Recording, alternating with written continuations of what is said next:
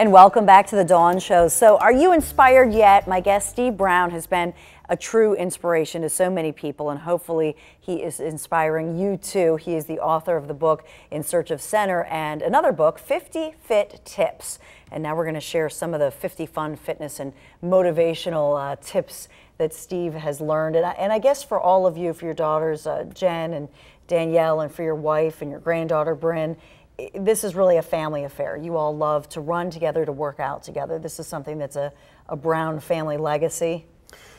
I'll say yes, but that's actually one of the tips, is that it needs to be if it's going to be successful. So if you're going to isolate, if there's one family member with this fitness goal, you know, and they kind of isolate themselves from the family unit and go off and do their training and do their thing, okay, he's going to have a good race probably, but ultimately it's not going to be what he wants, because he's going to end up doing damage to the family unit. So one of my tips was to try to make it that family, you know, partnership as often as you can. You know, when these guys were smaller, I can't tell you how many events I would, depending on the location, run to their event, you know, run to their track meet, or ride my bike to something if it was a little bit further, or ask to get dropped off somewhere along the way home, because I knew it would be, oh, that's about a good 5-mile run, let me hop out here and I'll run. And just try to coordinate those so that you're still doing things collectively as a family, you know, and not, you're getting your training in, but you're making it be about the family. And one of the things you said was just keep it simple. Keep it simple. So many people will,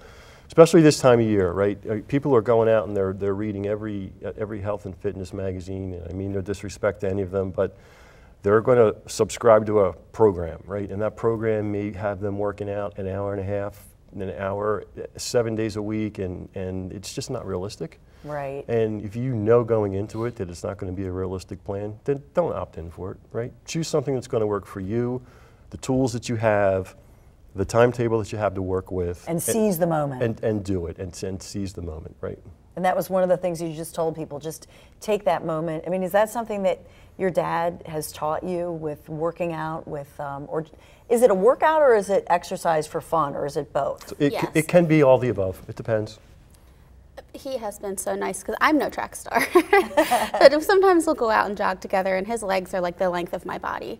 So his stride is a lot bigger than mine, and we really do kind of are able to make it a family thing, because he can slow it down for me. But that's probably, I mean, that leads us to tip number 3, which is to measure your progress. Mm-hmm. In other words, your progress might not be the same as your sister's or your dad's or your mom's, right? Yeah. And it's so easy with a New Year's resolution to walk into a gym, and there may be some pretty fit people over there on the treadmill, and here's this person, day one of a program, and maybe they haven't been into a gym for months or years.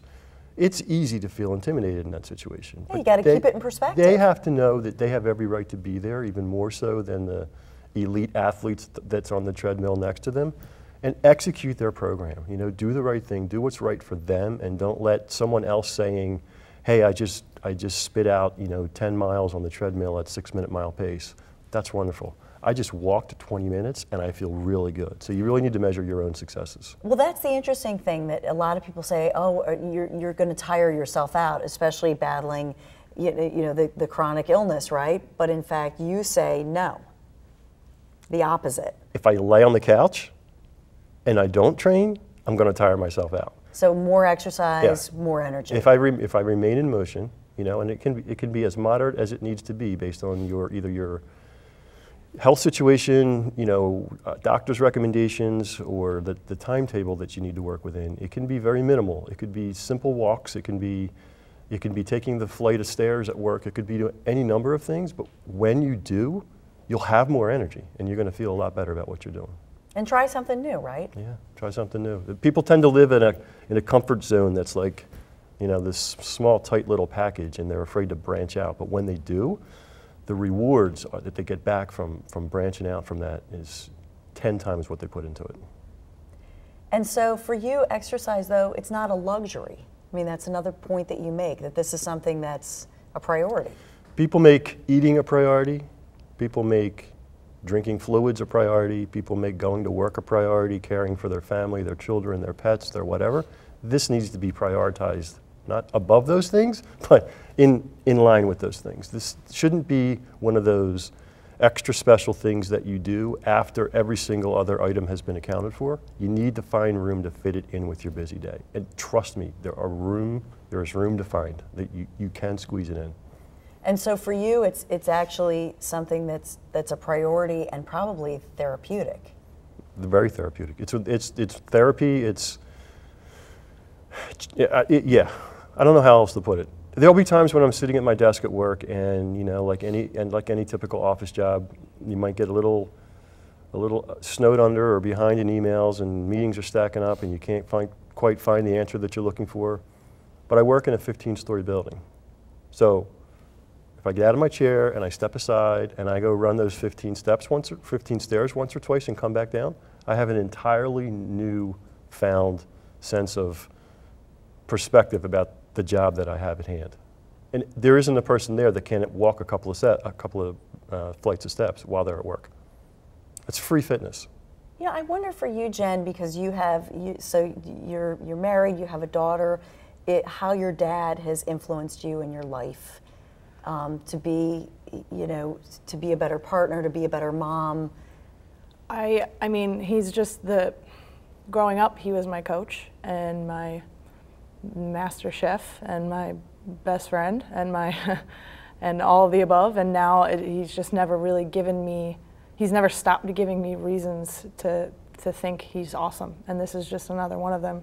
So I can't even tell you how blessed I feel to be able to show that to Bryn, and even, he was my basketball coach and my track coach, and even now I'm a trainer myself. So it's totally translated, and it's totally from him, and being able to see what you can do with that and the positive things that you can accomplish through that, based on whatever hand you're dealt. Whether it be cancer or, like he said, someone cutting you off, or whatever the reason is, being able to use that as a way to help other people that's what my life is, and that's what our life is. And Bryn sees that, and I couldn't ask for a better teacher. Oh, that's beautiful. On that note, we'll take a quick break and we'll get Danielle's thoughts on the other side. Be right back.